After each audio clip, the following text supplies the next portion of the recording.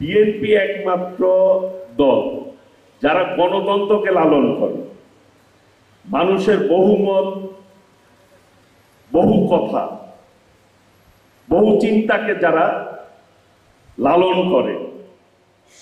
এই যে আমাদের তপন স্যার বলছেন পরিবেশ তৈরি করে দিতে হয়, কিন্তু বাকশাল থেকে বহুদলীয় গণতন্ত্র দিয়েছে বিএনপি, স্বৈরাচার থেকে সংসদীয় গণতন্ত্র দিয়েছে বিএনপি।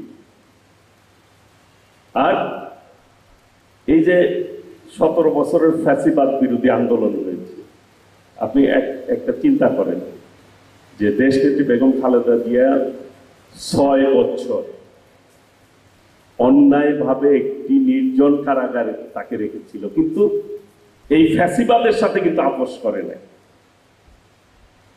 আমাদেরই এই টাঙ্গাইলের অবৈধ সরকারের একজন মন্ত্রী বলেছিল, আব্দুর রাজ্জাক সাহেব, আপনাদের মনে থাকার কথা, যে বিএনপি যদি আপোষ করত এই ফ্যাসিবাদের সাথে, আওয়ামী লীগের সাথে, তাহলে বিএনপির নেতা কর্মীদের এইভাবে জেল থাকতে হতো না, নির্যাতন ভোগ করতে হতো না, গুম হতে হতো না, হত্যার শিকার হতে হতো না, বলেছিল না। চাকরির ক্ষেত্রে দল যাচাই করা হতো, এনএসআই, ডিজিএফআই, এসবি এদেরকে দিয়ে যাচাই করত বিএনপি পরিবারের কেউ আছে কি।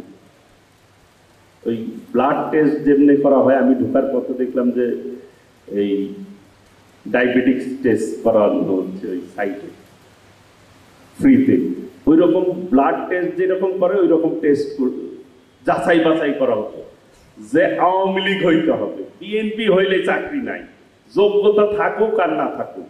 বাংলাদেশে এই মুহূর্তে কি নির্বাচন পদ্ধতি হবে সেটি বিবেচনার বিষয় না, কিন্তু বাংলাদেশের মানুষের কাছে বিবেচনার বিষয় হচ্ছে বিগত দিনে মানুষ ভোট দিয়ে তার সরকার গঠন করেছে, মানুষ তার পছন্দ মতো সরকার পরিচালনায় দায়িত্ব দিতে চায়, দায়িত্বটা যারা সঠিকভাবে পালন করবে, একটি নিরপেক্ষ নির্বাচন চায়, মানুষ তার মত প্রকাশের স্বাধীনতা চায়, ভোট দেওয়ার স্বাধীনতা চায়। 14তে দিতে পারে নাই, 18 দিতে পারে নাই, 24-এ দিতে পারে নাই, প্রায় 3,80,00,000-এর অধিক ভোটার এখন পর্যন্ত ভোট দিতে পারে নাই। আজকে কি আর পদ্ধতি যেটা মানুষ বুঝেই না, বাংলাদেশের মানুষ তুলে একটা ধূম্রজাল সৃষ্টি করে নির্বাচন নিয়ে ষড়যন্ত্র করছে।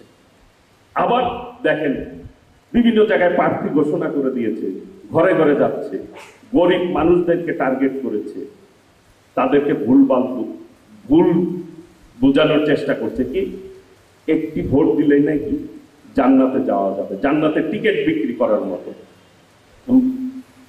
একজন মুসলমান হিসাবে আমি যে ধর্মে বিশ্বাস করি, আমার আল্লাহ রাব্বুল আলামিন উনি একটি কোরআন পাঠিয়েছেন, আমাদের নবীজির মাধ্যমে বাণী পাঠিয়েছেন, সেই অনুযায়ী আমি চলবো। আমি যদি হক মেরে খাই, আমি যদি খারাপ কাজ করি, ব্যভিচারী করি, আমি যদি রোজা না রাখি, আমি যদি নামাজ না পড়ি, তাহলে আমি একজনকে ভোট দিলে আমি ব্যস্ত চলে যাবো? এটি কোনো কথা হলো? নাউজুবিল্লাহ, আমরা যারা মুসলমান তারা বলি নাউজুবিল্লাহ। এটি হচ্ছে মুনাফিকের কাজ। আমি এই উপরে একটা বললাম, নিচে ভিতরে আরেকটা করলাম। যা করবো প্রকাশ্যে করবো, যা প্রকাশ্য তাহাই গণতন্ত্র।